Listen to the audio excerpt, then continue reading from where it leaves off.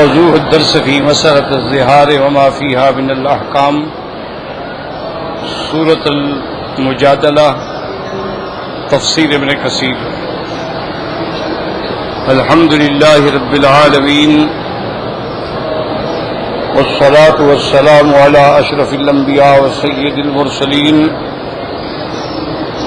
سيدنا محمد وعلى آله وأصحابه أجمعين. اللهم صل على سيدنا محمد وعلى آل سيدنا محمد كما صليت على إبراهيم وعلى آل إبراهيم في العالمين إنك حميد مجيد. أعوذ بالله من الشيطان الرجيم. بسم الله الرحمن الرحيم. قد سمع الله قول التي تجادلك في زوجها وتشتكي إلى الله والله يسمع تحاوركما إن الله سميع بصير.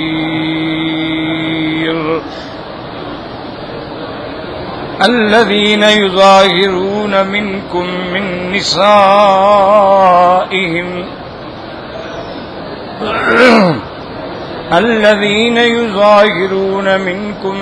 نسائهم ما هن أمهاتهم إن أمهاتهم إلا اللائي ولدنهم وإنهم ليقولون منكرا من القول وزورا وإن الله لعفو غفور. والذين يظاهرون من نسائهم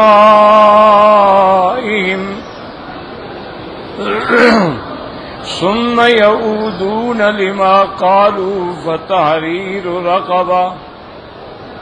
فتحرير رقبة من قبل أن يتماسا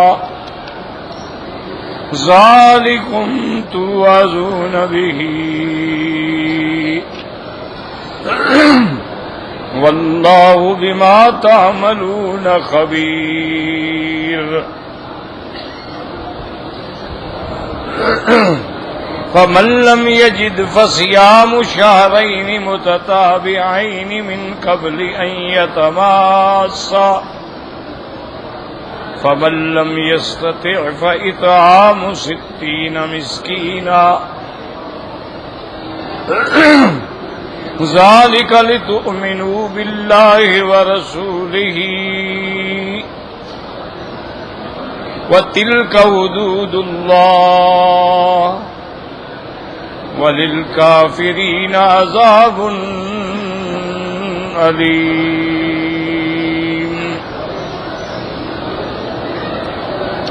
اللہ تبارک و تعالی نے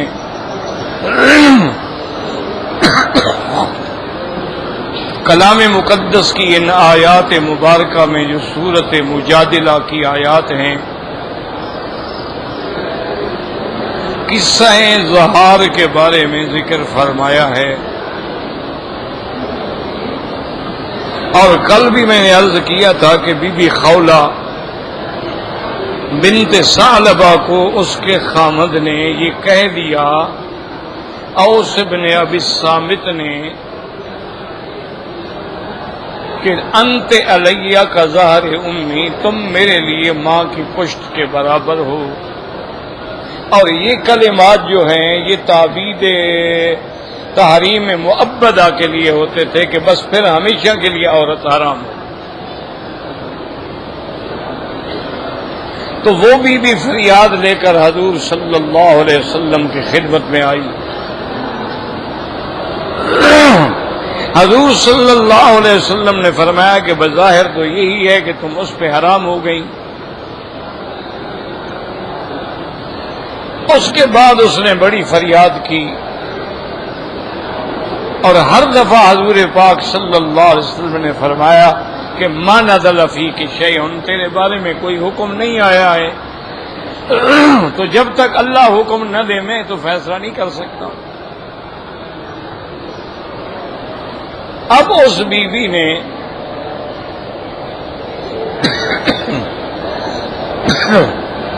اللہ کے آگے فریاد شروع کی. تشتکی الی اللہ. جب وہ فریاد کر رہی تھی اور رو رہی تھی، اللہ تبارک و تعالی نے اسی وقت اسی حال میں اللہ نے وحی نازل فرمائی جن میں یہ احکام آئے، جن میں یہ آیات نازل ہوئی. قد سمع اللہ قول التی تجادلک فی زوجہا.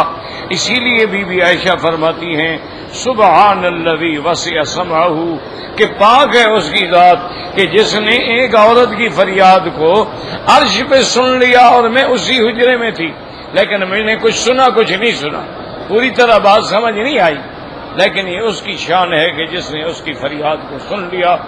اور اتنی مؤکد بات آئی کہ قد سمع اللہ قول التی تجادلک فی زوجہا.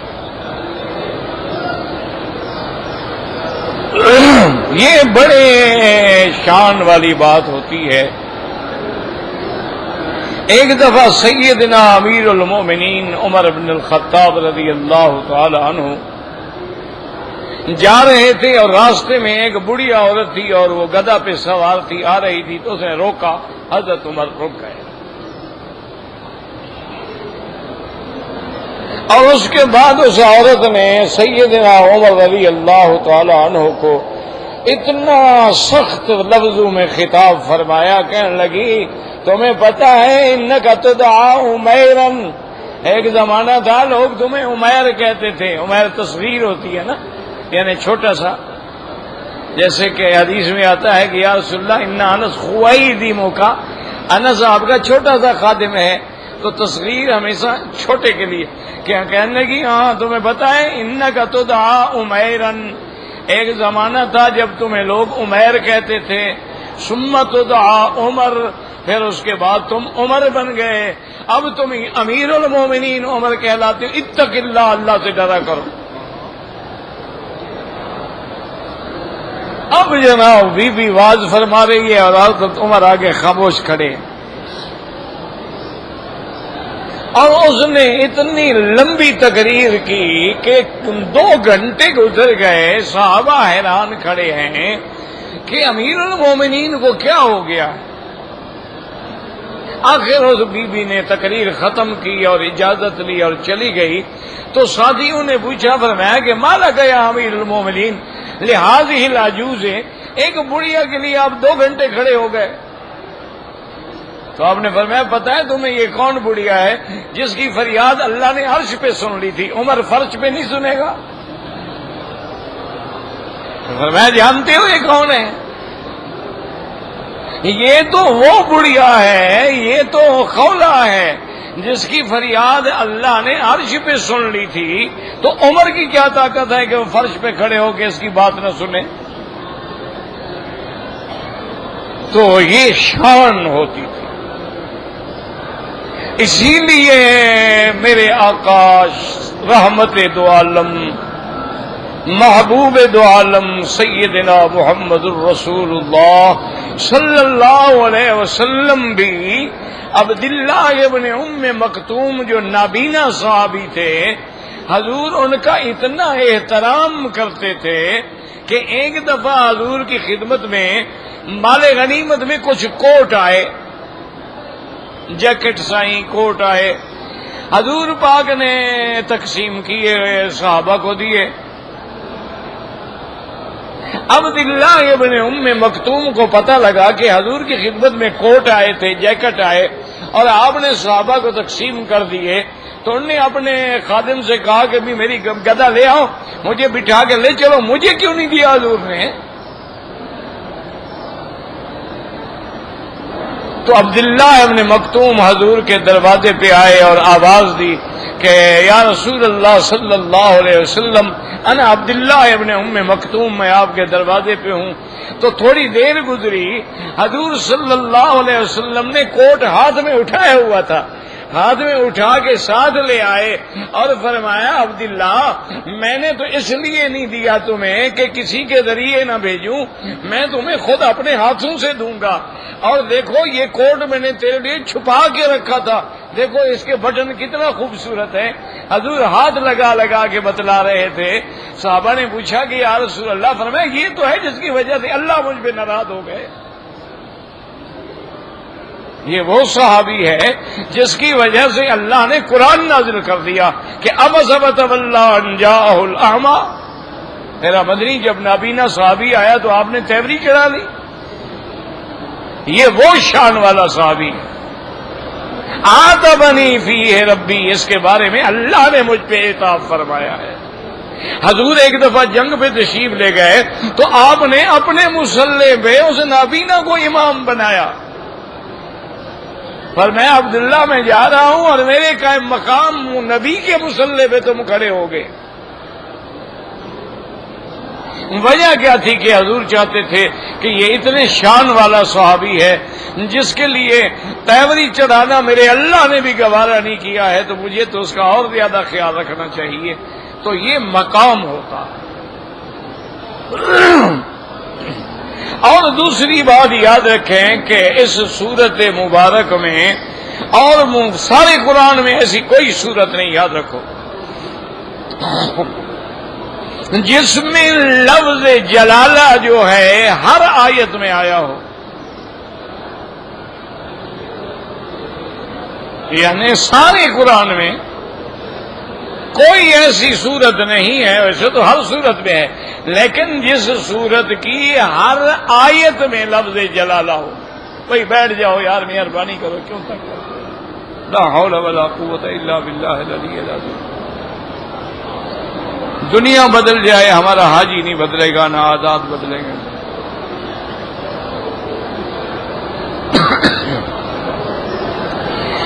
ہر آیت میں لفظ جلالہ، اچھا، اور اس میں تقریباً 37 دفعہ لفظ جلالہ آیا ہے، اور کوئی صورت نہیں ہے ایسی۔ جلالہ کا کیا معنی؟ اللہ، یہ لفظ جو ہے لفظ جلالہ ہے، اسی لیے جہاں ہوتا ہے نا اللہ تو آگے لکھتے ہیں جل شانہ، اللہ جل جلالہ۔ تو یہ لفظ جو ہے لفظ اللہ، اس لیے علماء بھی اور اولیاء بھی یہ کہتے ہیں کہ جو اس میں اعظم ہے وہ یہی لفظ ہے۔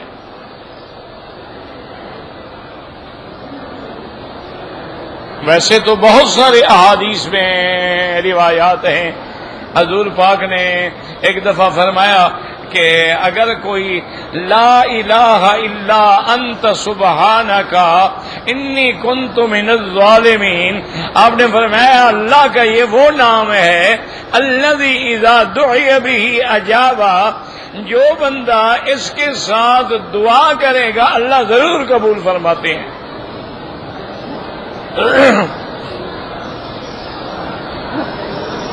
اچھا، اسی طرح یہ بھی آیا ہے کہ آیت الکرسی میں، اسی طرح یہ بھی آیا ہے کہ خواتین میں، سورۃ الحشر میں، ان میں اللہ کا اسم اعظم ہے۔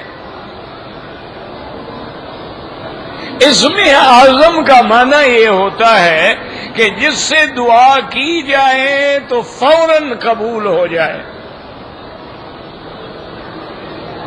اچھا، بعض علماء نے اس کو جمع بھی فرمایا ہے کہ یا اللہ یا رحمان یا رحیم یا حی یا قیوم یا ذا الجلال والاکرام یا الہنا الہ کل شیء الہا واحدا لا الہ الا انت۔ وہ فرماتے ہیں اسم اعظم، اور اسم اعظم کی شان یہ ہے کہ جب حضرت سلیمان علیہ السلام نے اپنی مجلس میں فرمایا تھا کہ ایکم یاتینی بعرشھا قبل ان یاتونی مسلمین، کون ہے تم میں سے جو ملکہ بلقیس کا تخت جو ہے اس کے میرے پاس پہنچنے سے پہلے اٹھا کے لے آئے، چونکہ ملکہ آ رہی تھی ملنے کے لیے۔ حضرت سلیمان علیہ السلام نے حکم دیا کہ تخت اٹھا کے، تو قال عفریت من الجن، یہ قرآن میں ہے کہ جنوں کا عفریت کہتے ہیں بڑا سخت سرکش جن، اس نے کہا کہ حضرت اگر حکم ہو تو وہ تخت میں اتنی دیر میں لا سکتا ہوں جتنی دیر میں آپ مجلس میں بیٹھیں گے۔ جب شان ہو نا تو پھر اللہ کے ساتھ حجتیں بھی تو نرالی ہوتی ہیں نا۔ ہمارا تو اللہ سے تعلق نہیں بنا نا، اللہ سے تعلق ہو تو پھر بات۔ حضرت سلیمان نے فرمایا کہ نہیں نہیں یہ تو بہت دیر ہے، یعنی تو گھنٹہ 2 گھنٹے بھی گوارا نہیں بھائی، یمن سے تخت آنا ہے، شام میں پہنچنا ہے، مہینوں کا سفر ہے، لیکن وہ گھنٹے بھی گوارا نہیں۔ اور نہیں نہیں نہیں تو قال الذي عنده علم من الكتاب، حضرت سلیمان کی مجلس میں بیٹھنے والے ایک ساتھی نے کہا جس کو اللہ نے علم کتاب دیا تھا، انا آتی کبھی قبل ان یرتد الیک طرفک فلما رآہ مستقرا عنده، اس نے کہا کہ حضرت سلیمان آپ ذرا آنکھیں تو بند کریں، میں آپ کے پلک جھپکنے میں لاتا ہوں۔ آپ نے آنکھیں بند کی، کھولا تو تخت آ چکا تھا۔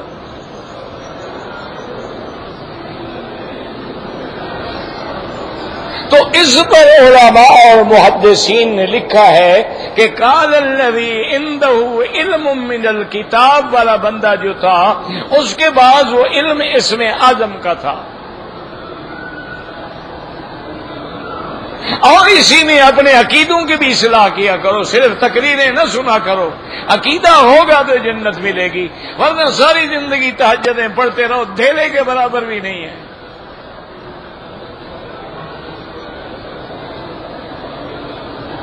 اسی سے اندازہ لگائیں کہ اللہ نے سلیمان علیہ السلام کو اتنا بڑا ملک دیا، اتنی بڑی طاقت دی، اتنا بڑا علم دیا ہے اور ایسے ساتھی دیے ہیں، لیکن اسم اعظم کا علم ساتھی کو ہے، سلیمان کو نہیں ہے۔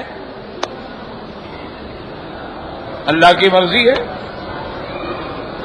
جس کو چاہیں دے دے، ورنہ سلیمان کہتے چھوڑو میں خود منگوا لوں گا۔ اسی لیے میرے مدنی پاک نے آپ کی بھی ایک دعا ہے کہ اللہم انی اسألک باسمائک الذی انزلتہ فی کتابک او علمتہ احدا من خلقک او استأثرت به فی علم الغیب عندک، اس میں بھی ہے کہ وہ نام جو تم نے کسی کو عطا فرمایا ہے یا چھپا دیا ہے، میں اس نام کے ساتھ دعا مانگتا ہوں۔ تو یاد رکھیں کہ اسم اعظم کا معنی ہی یہ ہوتا ہے کہ اس کے ساتھ جو دعا مانگی جائے فوراً قبول ہو جائے۔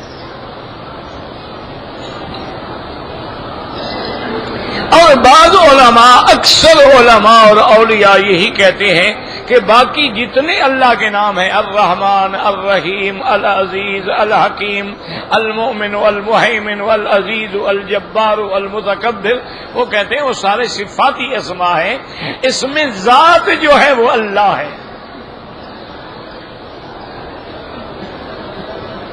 وہ نام ہیں آپ کے لیکن صفاتی اسماء ہیں، لیکن اس میں ذات جو ہے وہ لفظ اللہ ہے۔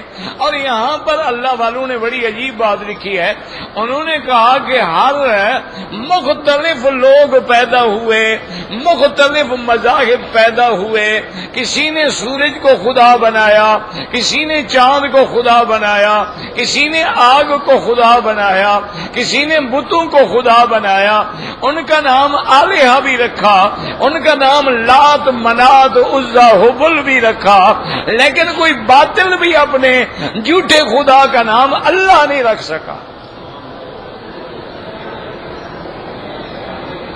کوئی دنیا میں باطل مذہب بھی اپنے جھوٹے عقیدے کے مطابق بھی اپنے اس کو اللہ نہیں کہہ سکا، الہ کہتے رہے، اجعل الآلہۃ الہا واحدا، لات کہتے رہے، منات نام رکھا، عزا نام رکھا، حبل نام رکھا، بڑے بڑے نام رکھے ہیں، بدن، سوان، یغوسن، یعوقن، نصرہ نام رکھا۔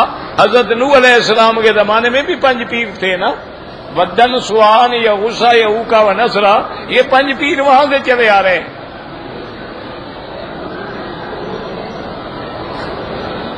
ہمارے یہاں تو لیکن اللہ کا لفظ استعمال کہیں نہیں ہوا، یہ صرف اللہ کے لیے۔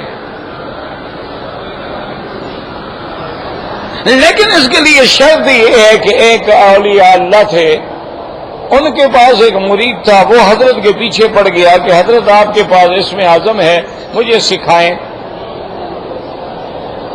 انہوں نے کہا اللہ کے بندے کیا اللہ سے مانگتے رہتے ہیں، اس کی مرضی کبھی دے دیا کبھی نہیں دیا۔ انہوں نے کہا نہیں حضرت آپ کے پاس اسم اعظم ہے، مجھے پتا ہے، آپ مہربانی کریں کیوں نہیں سکھاتے ہمیں۔ اس نے تنگ کر دیا، ایک رات اس کو حضرت لے کے ساتھ ہی دریا تھا وہاں چلے گئے۔ آپ نے فرمایا بات سنو، اس دریا میں تم جاؤ اور اس دریا کے دوسرے کنارے پہ فلاں درخت ہے، اس درخت کے پتے توڑ کے لے آؤ، اگر تو تم ڈوب گئے مر گئے تو میری جان چھوٹی مرید سے، تو اگر تم واپس زندہ سلامت آ گئے میری بدقسمتی سے تو تمہیں پھر میں اسم اعظم سکھاؤں گا۔ انہوں نے کہا ٹھیک ہے جی، وہ تو عاشق تھا نا جی، دیوانہ تھا، اسم اعظم آئے گا بس پھر تو جو چاہیں گے کر لیں گے نا۔ آج کل تو خیر منڈی لگی ہوئی ہے تمہارے ملک میں ماشاءاللہ، اسم اعظم کی بھی استخارے کی بھی، 1 منٹ میں آنکھیں بند کرتے ہیں استخارہ ہو گیا۔ یار اتنے بڑے جھوٹے میں نے دنیا میں نہیں دیکھے۔ انا للہ و انا الیہ۔ سرکار دو عالم فرماتی ہیں استخارہ 1 رات 2 رات 3 رات 4 رات 5 رات 6 رات 7 رات تک کرو، اور یہ آنکھ بند کرتے ہیں اوہ استخارہ ہو گیا۔ اور ایک بات یاد رکھو کہ جب کوئی مولوی ہو یا پیر ہو تم سے نام پوچھے اور کہے کہ تمہاری ساتھ ماں کا نام کیا ہے، سمجھ لینا یہ جادوگر ہے، یہ عالم نہیں ہے۔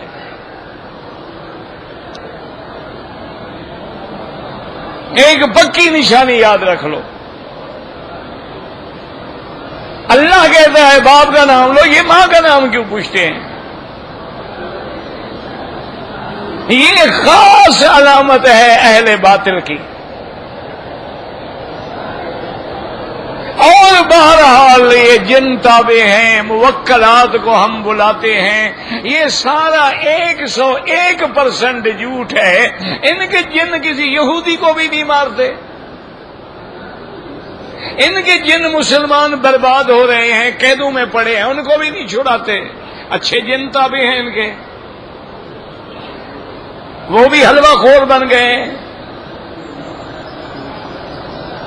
یہ سارا جھوٹ ہے، فریب ہے، اور حضور کی امت کے ساتھ دھوکہ ہے کہ ہم شکلیں دین کی بنا کر حضور کی امت کو دھوکہ دیتے ہیں۔ وہ ایک تاریخ میں آتا ہے، ایک بہروپیہ تھا، وہ مختلف شکلیں بنا کے بادشاہ کے پاس آتا تھا کہ انعام لے جائے۔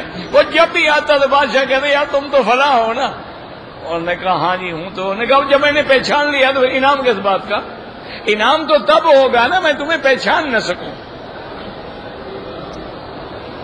اب اس نے کیا کیا جناب، وہ بڑا پیر بن گیا، داڑھی وغیرہ رکھ لیا، بڑا آسان کام ہے نا پیری فقیری، اس میں نہ تو کتابیں پڑھنی ہے، نہ مطالعہ کرنا ہے، نہ تفسیر دیکھنی ہے، نہ نحو کی ضرورت ہے، بس لمبا چوڑا چوکا پہن کے خاموش ہو کے بیٹھ جاؤ، جتنا زیادہ چپ کرو گے اتنا زیادہ پیری چلے گی۔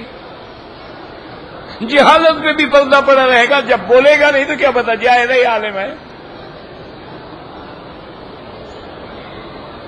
یہ سب سے آسان، اچھا نہ انکم ٹیکس لگے، نہ سیل ٹیکس لگے، نہ کوئی ٹیکس والا قریب آئے،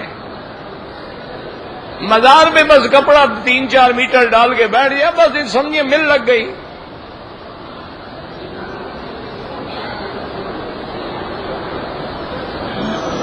تو اپنی بات کو یاد رکھیں کہ اللہ تبارک و تعالی ہمارے احوال پہ رحم فرمائے اور ہمیں بھی اور آپ کو بھی اور ہر مسلمان کو ہدایت کے فیصلے فرمائے۔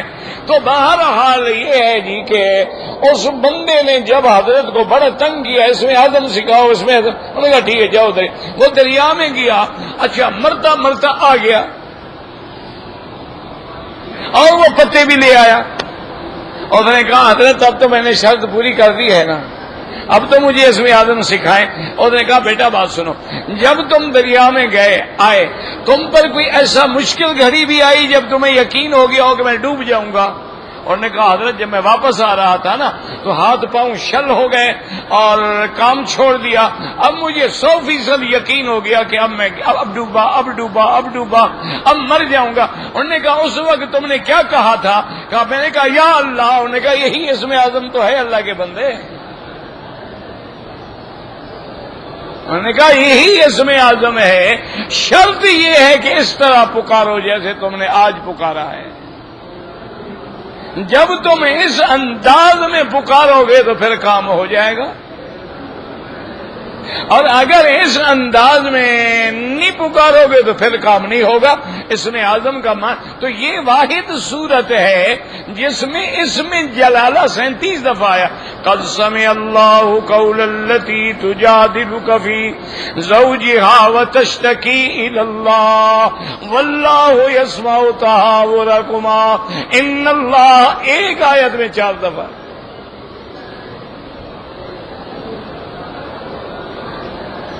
اب جناب مسئلہ اظہار جو ہے کہ کوئی آدمی کہہ دے کہ تم میری ماں کی طرح ہو یا بیٹی کی طرح ہو یا بہن کی طرح ہو، تو وہ عورت حرام ہو جاتی ہے جب تک کہ کفارہ ادا نہ کرے۔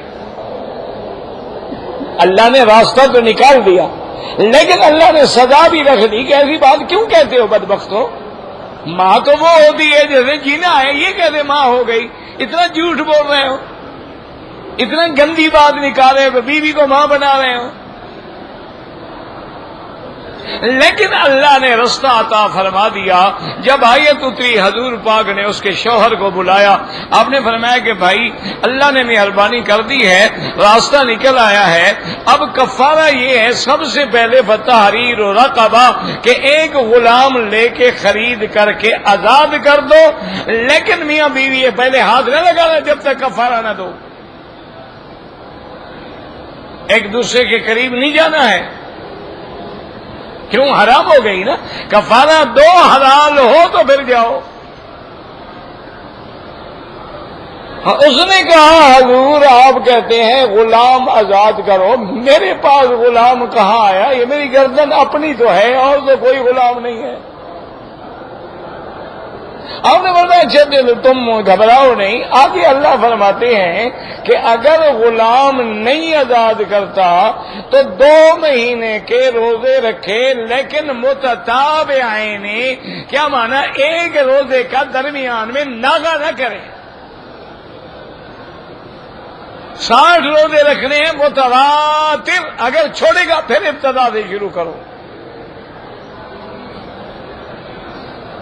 اس نے کہا حضور سچی بات پوچھتے ہو تو مجھے ایک بیماری ہے، میں دن میں اگر 3 بار کھانا نہ کھاؤں نا تو میں اندھا ہو جاتا ہوں، مجھے نظر کچھ نہیں آتا۔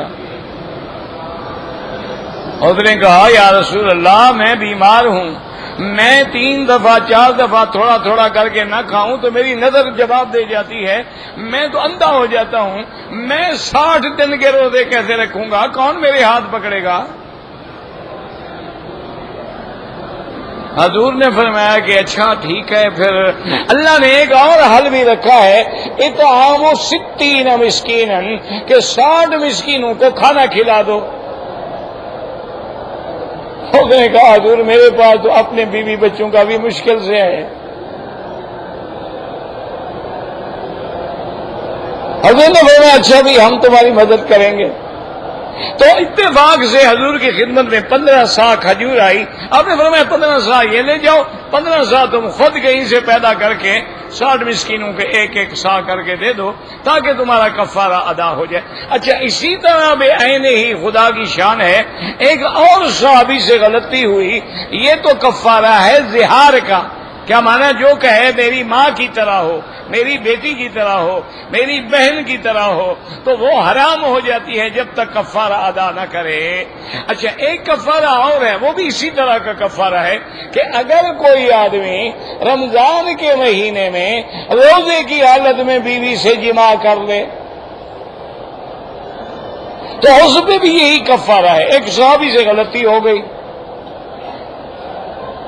حضور نے فرمایا بھئی ایک بندہ آزاد کرو۔ اس نے کہا یا رسول اللہ کہاں سے بندہ آزاد کروں، میں غلام کہاں سے خریدوں؟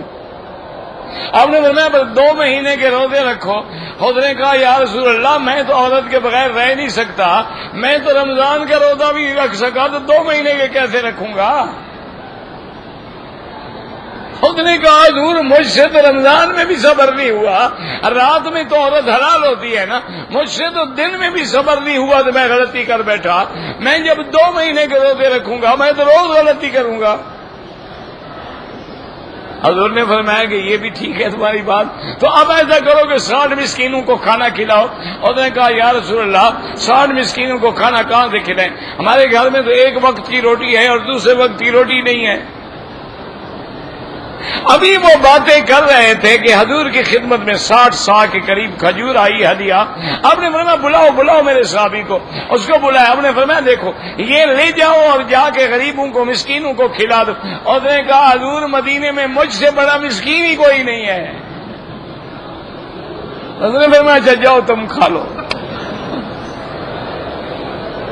بہرحال فقہا یہ کہتے ہیں مانا یہ تھا کہ ابھی تو کھا لو نا، لیکن جب اللہ تمہیں توفیق دے دے تو پھر کفارہ ادا کر دینا۔ یہ مانا نہیں کہ آدمی خود کھا جائے اور کفارہ ہو جائے۔ وہ اور بعض کہتے ہیں کہ نہیں یہ شان رسالت تھی، جس کو چاہے اللہ کے نبی رعایت دے دیں۔ تو اس لیے اب جناب یاد کریں کہ یہاں جو لفظ ہے اللہ فرماتے ہیں قد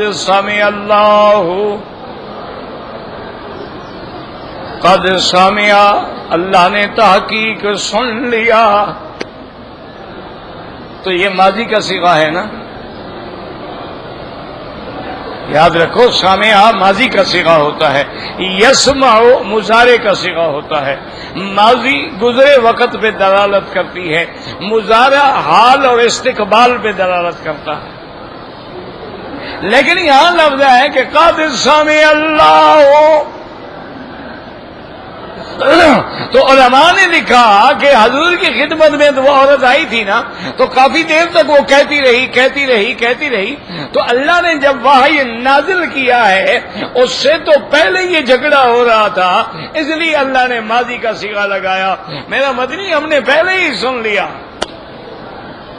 التی تجادلک فی زوجہا، جو خامن کے بارے میں جھگڑ رہی تھی، وتشتکی الی اللہ، اور جس نے پھر اللہ کے آگے اپنی اپیل دائر کر دی، واللہ یسمع تحاورکما، تم دونوں کی جو باتیں ہو رہی تھی اللہ تبارک و تعالی سن رہے ہیں۔ یہاں یسمع ہے، اس لیے یاد رکھو پہلے کیا تھا سامع ہے، یہاں ہے یسمع، اب بھی سن رہا ہے اور آئندہ بھی سنتا رہے۔ کیوں؟ سننے والی صفت کس کی ہے؟ سننے والا کون ہے؟ اللہ نے کیا فرمایا ہے کہ کچھ میں سنتا ہوں، کچھ پیر سنتے ہیں۔ ہاں جی یہ نہیں فرمایا؟ اچھا اللہ نے فرمایا سننے والا بھی اللہ ہے اور دیکھنے والا، تو مانا کیا ہے؟ نہ تمہارے پیر سنتے ہیں نہ دیکھتے ہیں، ان کو تو گھر کا بھی پتہ نہیں ہوتا، تو تمہارا حال کیا جانیں گے؟ یہ تو باہر بیٹھے ہوں تو ان کو گھر کا پتہ نہیں، گھر بیٹھے ہوں تو باہر کا پتہ نہیں۔ یہ تو وہ شان والا ہے کہ ہر زبان میں تیرا پیر عربی ہے وہ پنجابی نہیں سمجھتا، پنجابی پیر ہے تو عربی نہیں سمجھتا، یہ اس کی شان ہے۔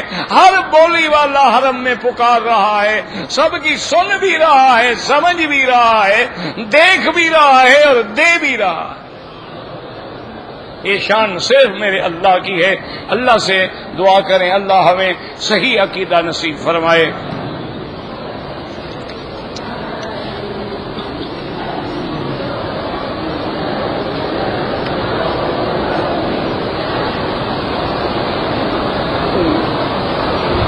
بہرحال اگر کسی عورت نے گولیاں کھا کے حیض روکا ہے لیکن خون کے قطرے گرتے رہے اور عمرہ کر لیا ہے کہ دم ادا کرے.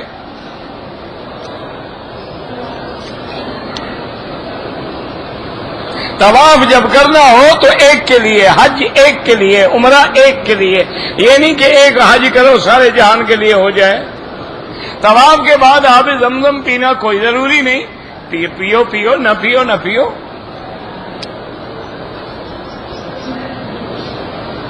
طواف کے بعد نفل نہیں پڑھنے ہوتے، وہ واجب الطواف ہے، وہ ہر حال میں پڑھنا ہے، جہاں موقع ملے پڑھ لو. کہتے ہیں جی کہ میری خواہش ہے کہ آپ میرے نکاح پڑھائیں. میں کوئی نکاح پڑھانے والا تو ہوں نہیں نا. نکاح کر پڑھانے والے کے لیے معذون شرعی ہوتے ہیں. اس ملک میں تمہاری طرح یہ نہیں ہے کہ جو مرضی آئے پڑھا لے، عدالت بھی پڑھا لے، کورٹ بھی پڑھا لے. یہاں باقاعدہ محکمے میں جا کے اجازت ہوتی ہے، معذون شرعی مقرر ہیں، صرف وہی نکاح پڑھاتے ہیں.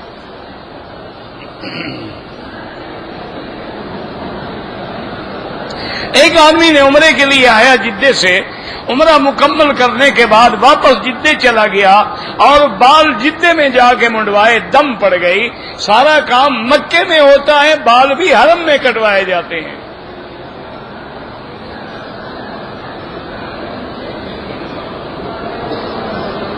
کہتے جی میں، میرا دوست اور اس کی بیوی اکٹھے چونکہ عمرے میں آئے ہیں تو ہم اکٹھے بیٹھ کے روٹی کھا سکتے ہیں. بالکل کھاتے رہو، عمرہ بھی برباد، انشاءاللہ آنا بھی برباد. روٹیاں کھاؤ، مزے کرو. غیر محرم کے ساتھ بیٹھ کے روٹی کھا رہے، شرم کرو. اکٹھے آئے ہو تو کیا ہو گیا؟ غیر محرم پر نظر ڈالنا حرام ہے تو اکٹھے بیٹھ کے روٹی کھانے کا کیا مطلب ہے؟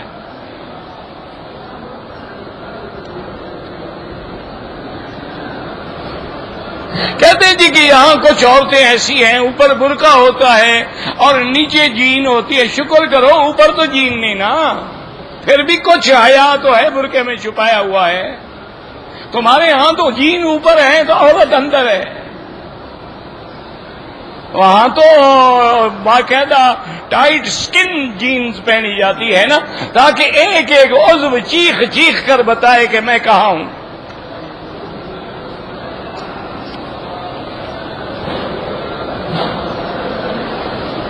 کہتے ہیں جی کہ جس ائمہ کرام کی ہم تقلید کرتے ہیں وہ کس کی کرتے تھے؟ اپنے سے پہلے علماء کی، تابعین کی، تابعین صحابہ کی، صحابہ سرکار دو عالم کی.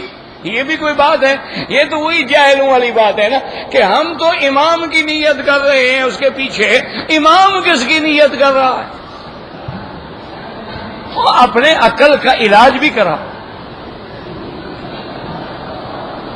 وہ خود مجتہد ہیں، ان کو تقلید کی کیا ضرورت ہے؟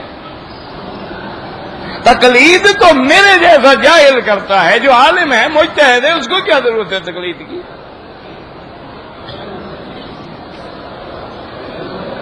اللہ کو خدا کہہ سکتے ہیں، فارسی کا لفظ ہے، ترجمہ ہے اس کا، لیکن جو برکت اللہ میں ہے وہ خدا کے لفظ میں تو نہیں ہے نا.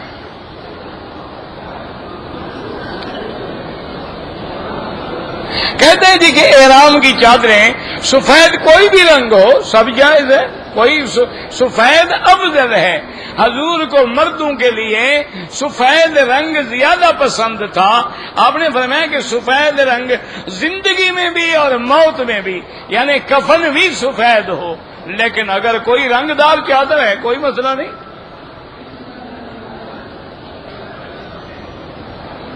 کہتے لوگ جوتوں کو تالے لگاتے ہیں. بھئی جب چور لے جائے تو کیا کریں؟ مجبوری ہے.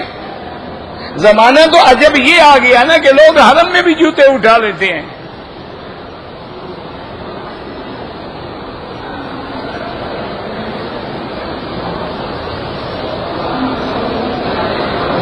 کہتے جی کہ حرم میں جو طلبہ پڑھتے ہیں بالکل سبق ہی ہوتا ہے نا، یہ سبق ہے. تقریر تو میں تمہارے لیے کہ بنا لیتا ہوں، اصل تو سبق ہے. صبح بھی سبق ہوتا ہے الحمدللہ، تفسیر جلالین اور سنن ترمذی کا. کہتے کہ یہاں جو امام صاحبان وہ خود عالم ہیں، ان کو ویسے زیادہ فقہ حنبلی ہوتی ہے امام احمد ابن حنبل کی رحمت اللہ علیہ. کہتے ہیں آب زمزم سے میں لے جاؤں ہوٹل میں غسل کروں، کوئی حرج نہیں، کوئی منع نہیں.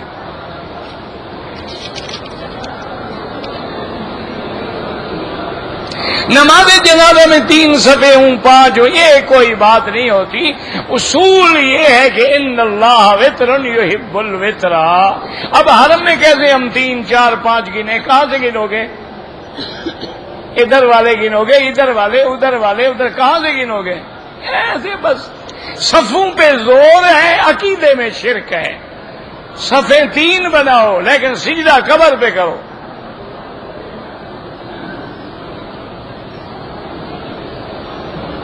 ہمارے علاقے میں 12 ربیع الاول کو جشن میلاد منایا جائے، خالص بدعت ہے.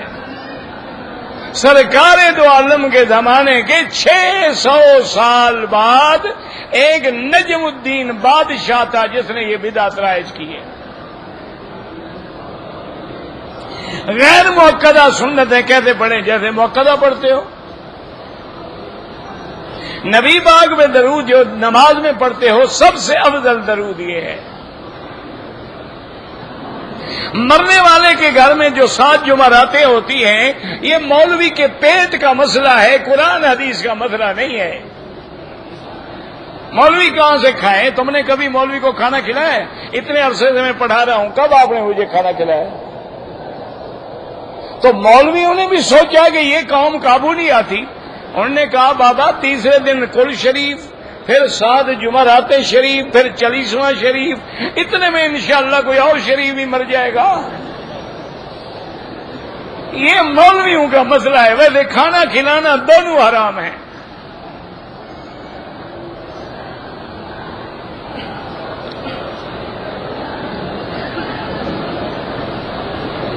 کہتے ہیں جی کہ حضور کی یہ امت آخری ہے، دعوت کا کام جو ہے تبلیغ کا بالکل ہر امت ہی کرے. خیر امت اخرجت للناس تأمرون بالمعروف وتنہون عن المنکر. لیکن اگر کوئی ایک جماعت بھی کر لے تو باقی گناہوں سے بچ جائیں گے. فلتکم منکم امۃ یدعون الی الخیر. کہتے جی کہ یہاں جب جنازہ ہوتا ہے بالغ ہے یا نابالغ ہے ہمیں پتہ نہیں لگتا ہے، بس جو امام کی نیت ہے اللہ اکبر، باقی دعا میں صغیر نہ کبیر نہ دونوں موجود ہیں. فکر کی کیا ضرورت ہے؟ قرآن میں جو آیتوں کی ترتیب ہے یہ اللہ کے حکم سے ہے. جبریل آ کے بتاتے تھے انتظا آیت کذا فی موضع کذا، میرا مدنی اس آیت کو فلاں جگہ رکھو.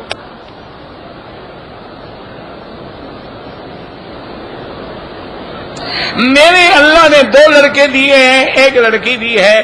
میں بیوی کا آپریشن کرا دوں کہ اولاد نہ ہو، بالکل ظلم ہے اور پکڑے جاؤ گے قیامت میں. اور خدا کے بندے، خدا نہ کرے کل حادثہ ہو جائے اولاد چلی جائے، پھر کیا کرو گے؟ اللہ سے ڈرو. ہاں ایک ہوتا ہے کہ بیوی کمزور ہے، حمل کے قابل نہیں ہے، وقفہ کر لو 1 سال 2 سال. یہ مانا تو نہیں نا کہ ہمیشہ کے لیے اولاد بند کر دو.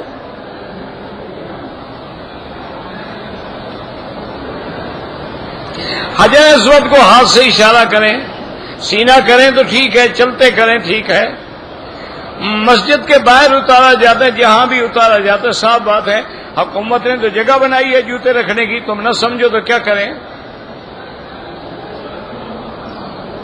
پتہ نہیں کیا ناجائز منافع خوری. بعض لوگ جو ہے گندم چینی خرید لیتے ہیں مارکیٹ میں. میرا بھائی بات سنو، جو چیزیں انسان کی غذا میں ضروری ہیں ان کا ذخیرہ کرنا حرام ہے. جن چینی کے بغیر بندے مر جائیں گے. عیاشی ہے. کوئی جب چینی نہیں تھی تو کیا ہو گیا تھا؟ ہم لوگ گڑ کھاتے تھے. ہمیں یاد ہے طالب تھے جب پڑھتے تھے گڑ کی روٹیاں تھی، سوکھی روٹی ہوتی تھی، کھاتے تھے. کبھی چنے کے ساتھ گڑ ملا کے کھا لیتے تھے.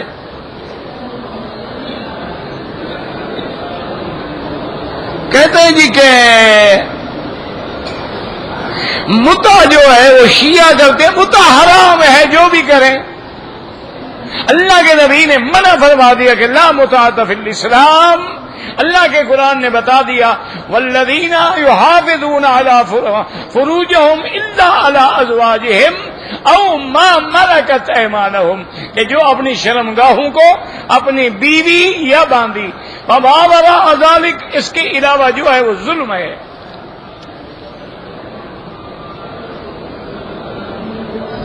ایک آدمی عمرہ کیا، بال منڈانے کے بعد احرام اتار کے خانہ کعبہ کے اندر غسل کیا. پتہ نہیں خانہ کعبہ کے اندر کس نے اس کو جانے دیا، پتہ نہیں کیا کہتے ہیں.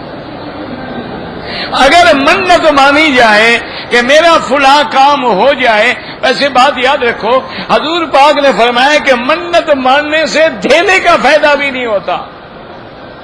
آپ نے فرمایا یہ ہوتا ہے کہ بخیل کا مال نکل جاتا ہے، فائدہ کوئی نہیں ہوتا. جو اللہ نے لکھا ہے وہی ہوگا، منت مانو یا نہ مانو. لیکن اگر اللہ کے نام کی منت ہے تو جائز ہے، پیر کے نام کی منت ہے تو شرک ہے. میں قبر پہ جا کے چادر چڑھاؤں گا، میں قبر پہ جا کے دیگیں تقسیم کروں گا، خالص شرک ہے. وما اہل بہ لغیر اللہ میں ہے. اگر دو آدمی عمرہ کریں، دونوں طواف صفا کر لیں، ایک دوسرے کے سر پہ اس طرح پھیریں، بالکل جائز ہے.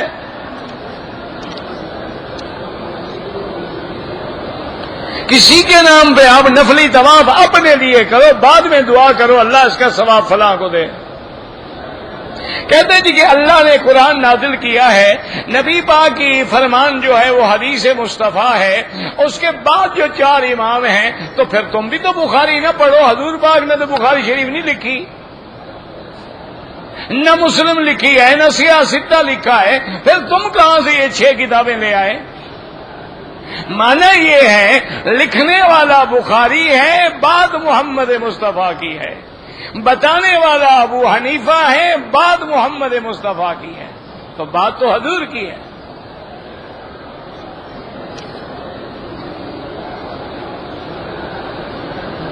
اگر احرام میں سر نہیں منڈایا، دم پڑ گیا، دم بھی پڑ گیا، سر بھی تو منڈاؤ.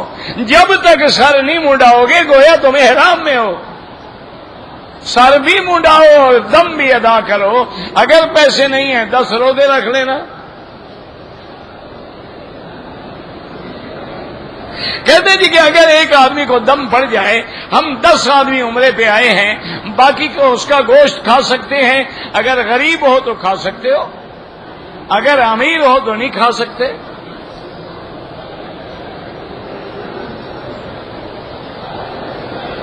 کہتے جی کہ شیعہ لوگ جو ہیں حضرت ابو بکر حضرت عمر پہ سلام نہیں کرتے. اللہ ہدایت دے، اور کیا کر سکتے ہیں ہم. نماز جنازہ کے بعد جو دعا ہے وہ بدعت ہے. کل خوانی جو ہے وہ بدعت ہے. حاتیم کے اندر کسی کی قبر نہیں ہے، یہاں حضرت اسماعیل کا مصلی ہوتا تھا. اگر قبر ہوتی تو حضور اوپر چلنے کا حکم دیتے. خدا کے لیے کوئی عقل بھی کیا کرو. حضور نے فرمایا قبروں پہ چلنا حرام ہے، قبر پہ ٹیک لگانا حرام ہے، قبر پہ پاؤں رکھنا حرام ہے.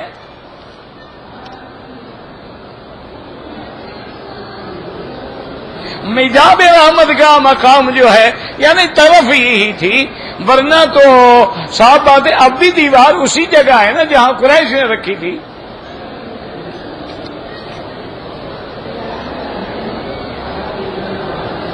بہرحال اگر آپ نے طواف کیا، صفا کیا، بال نہیں کٹائے، بال بھی کٹاؤ، دم بھی ادا کرو. کہتے ہیں جی کہ بعض لوگ تبلیغی جماعت پہ اعتراض کرتے ہیں. آپ چند دن ساتھ رہ کے دیکھ لیں، اچھی بات ہو مان لیں، بری ہو چھوڑ دیں.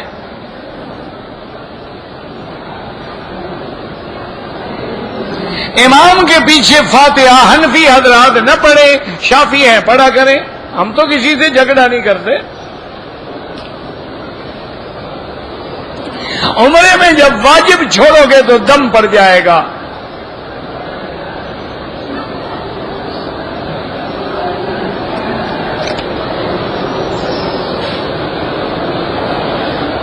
میں نے طواف کیا، صفا کیا لیکن صفا میں زبان سے نیت نہیں کی، کوئی بات نہیں، وہاں کیا کرنے گئے تھے؟ یہی نیت تھی تو گئے تھے نا۔ حل کرا کے احرام کے باہر آ گیا، ٹھیک ہو گیا۔ تمہاری نیت نہ ہوتی صفا کی طرف کیوں جاتی؟ ادھر کیوں نہیں چلے گئے؟ مسجد میں جوتے گم ہو جائیں لوگوں کے نہ اٹھاؤ، دم کا بکرا غریبوں کو کھلاؤ، گروپ کو نہ کھلاتے رہو۔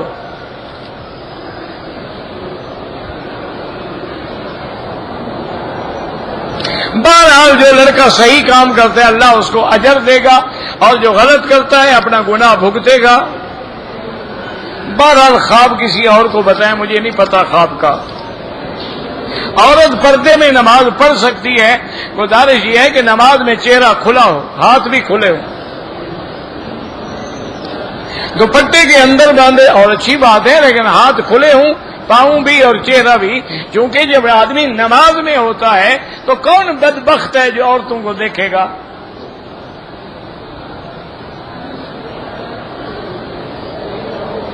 ایک آدمی نے طواف کے بعد سر منڈوا دیا، صفا مروہ نہیں دوڑا ہے، دم پڑ گیا۔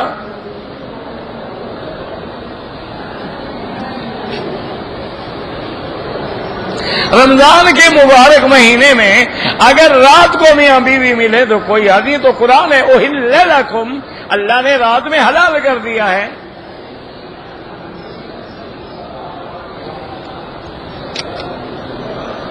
عصر کی نماز کے بعد حنفی مسلک میں کوئی نماز نہ پڑھیں، کیونکہ وہ اس حدیث پہ عمل کرتے ہیں لا صلاۃ بعد العصر حتی تغرب الشمس۔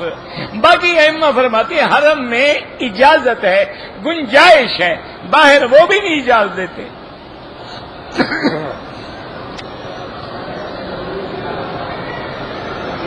میں نے احرام کی حالت میں جہاز میں ہاتھ دھوئے تھے، اس میں خوشبو تھی، 2-4 ریال خیرات کر دو۔ پرائز بانڈ وغیرہ جوا ہے اور کیا ہے۔